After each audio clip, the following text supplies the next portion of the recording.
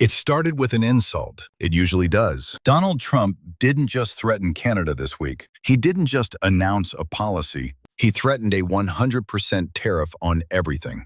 Every single product crossing the northern border. A 100% tax overnight. Well, that's okay. That's what he should be doing. I mean, it's a good thing for him to sign a trade deal. If you can get a deal with China, you should do it.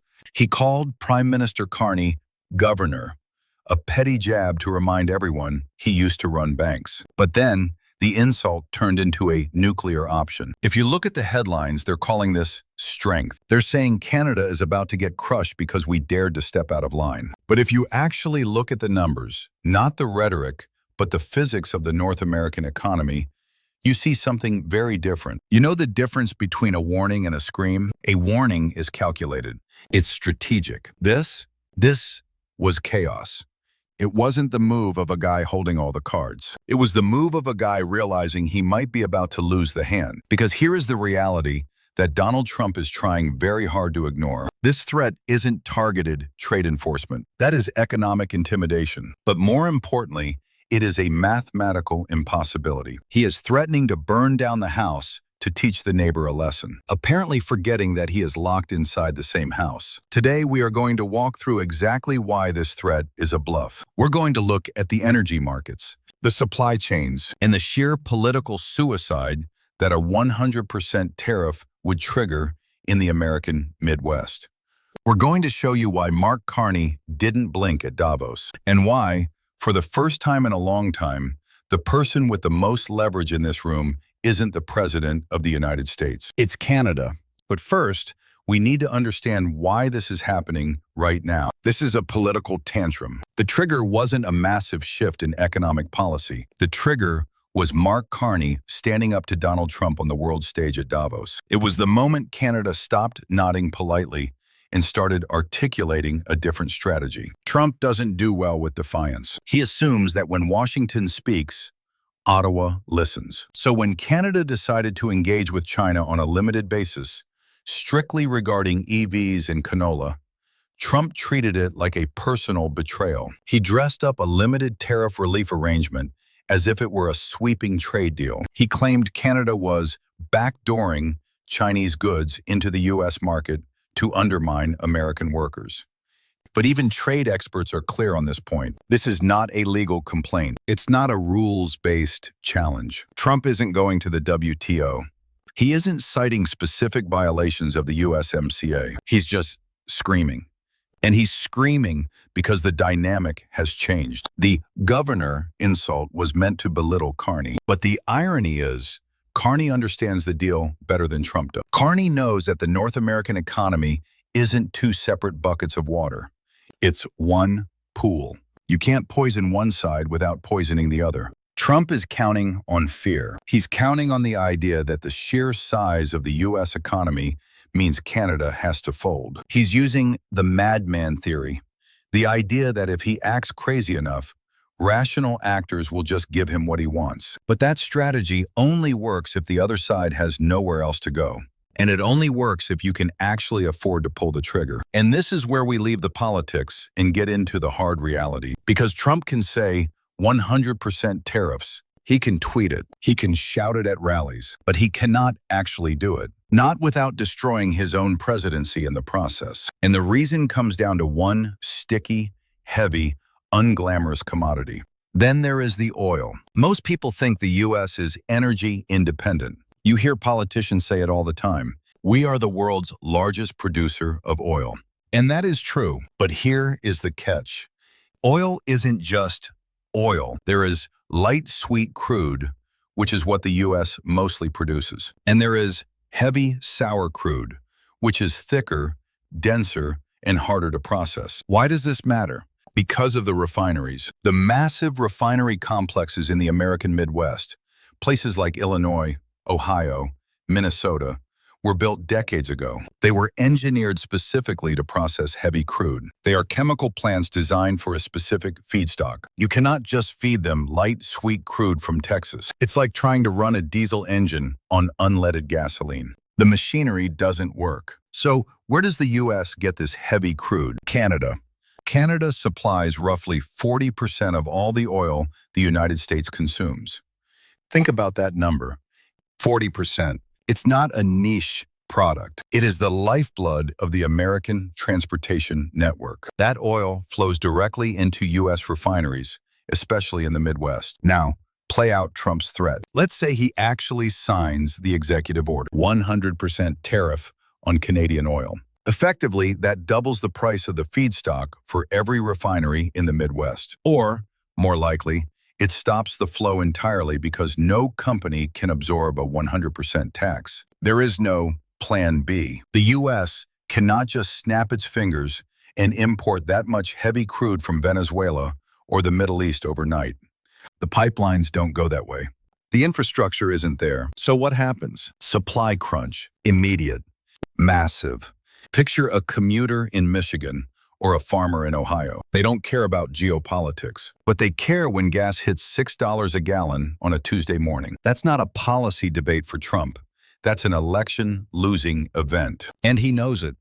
Prices would spike within days. Gasoline prices would jump. Heating costs would rise. Remember, this is the Midwest we're talking about. And then inflation would surge. Trump won the election on the promise of lowering costs. If he imposes this tariff, he is personally signing the order to skyrocket inflation. He is doing the one thing that his base hates the most. And it's not just gas, it's diesel, which means trucking costs go up, which means everything in Walmart costs more. This is the energy trap. The United States has built its energy security architecture around reliable access to Canadian resources. They integrated us because we are stable, friendly, and close.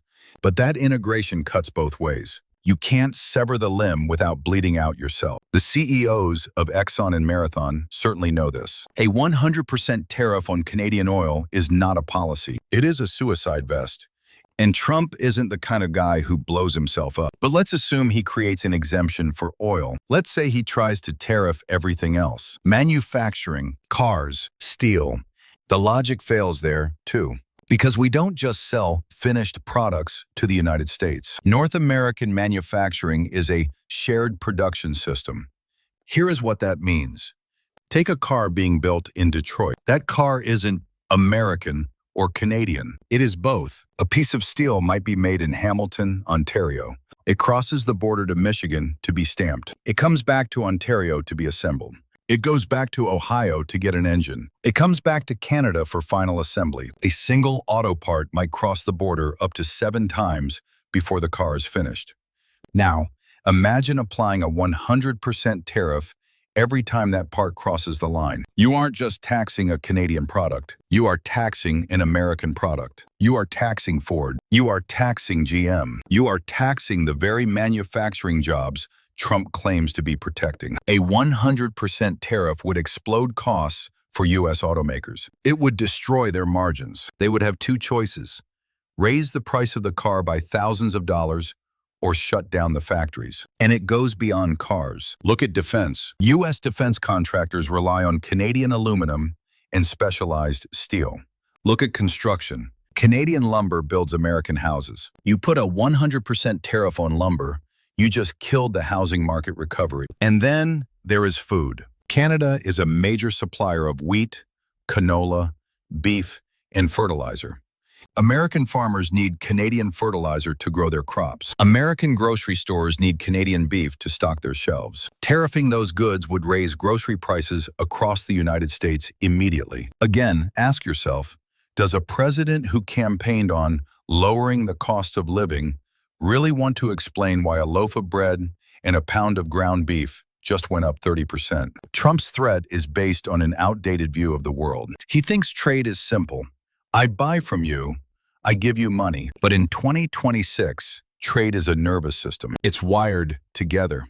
You can't attack the Canadian economy without causing a seizure in the American economy. The pain would hit American voters first, not Canada. And that is why the threat is hollow. It is noise. It is designed to scare Ottawa into submission without ever having to be implemented. But Carney isn't scared because he's looked at the ledger. So why is he doing this? Why the drama? Because he's losing the narrative. And because he is a hypocrite. Here's the thing that really grinds gears in Ottawa. Trump sits down with Xi Jinping, cuts deals, shakes hands. But when Canada sells a few electric vehicles or canola, suddenly it's a betrayal. It sends a clear message. He doesn't want allies. He wants vassals. And Canada just said, no. Let's look at the record. Just months ago, Donald Trump struck his own understanding with Beijing. He brought down tariffs. He claimed he won the trade war. He prioritizes American farmers selling soy to China. But when Canada does the exact same thing to protect our own farmers, suddenly it is treason. It is rules for thee, but not for me. Trump wants to be the only gatekeeper to the Chinese market. He wants to control the flow. He doesn't want Canada having independent relationships because independent relationships give us leverage. If we can sell our canola to China, we don't have to sell it to the US at a discount. Trump hates diversification. He hates the idea that Canada might have other options. He wants Canada to be a captive market. He wants us to be locked inside the American tariff wall, dependent on his good mood. But the hypocrisy is stunning. He accuses Canada of being soft on China, while he is literally cutting deals with them. It reveals something deep about Trump's position right now. He isn't acting from a position of absolute strength. He is acting from a position of anxiety. He is worried that Canada and Mexico are becoming alternative trade gateways. He is trying to force alignment because he can no longer command it. So, where does this leave us? We have a threat that is economically suicidal for the United States. We have a political motivation that is steeped in hypocrisy. And we have a Canadian government that, for the first time in decades, is refusing to apologize for acting like a sovereign nation. Donald Trump threatened Canada to prove power. Instead, he revealed dependence. He warned of 100% tariffs, knowing he can't afford to follow through. He attacked Canada for China engagement while cutting his own deals with Beijing. And in doing so, he reminded everyone watching that pressure politics only work when the other side is weak. Canada isn't weak. We are not just a polite neighbor to the north. We are the battery pack for their economy. We are the fuel tank for their commuters. We are the steel in their skyscrapers. Mark Carney knows this. The governor knows how to read a balance sheet. And the balance sheet says that if Trump pulls the trigger, he shoots himself in the foot. This is a dangerous game, absolutely. But we cannot govern our country based on the fear of a temper tantrum. Canada has leverage, real, physical, economic leverage. Rhetoric is loud, but math is stubborn. And the math says the United States needs Canada just as much as we need them. That's the leverage. And for the first time in a long time, Canada is using it. If you want to understand the reality of power, not just the noise of politics, make sure you subscribe to Canada Today. Hit the like button if you think facts matter more than threats. We're going to keep tracking this because this story isn't over. But for now, don't let the headlines scare you. Check the math.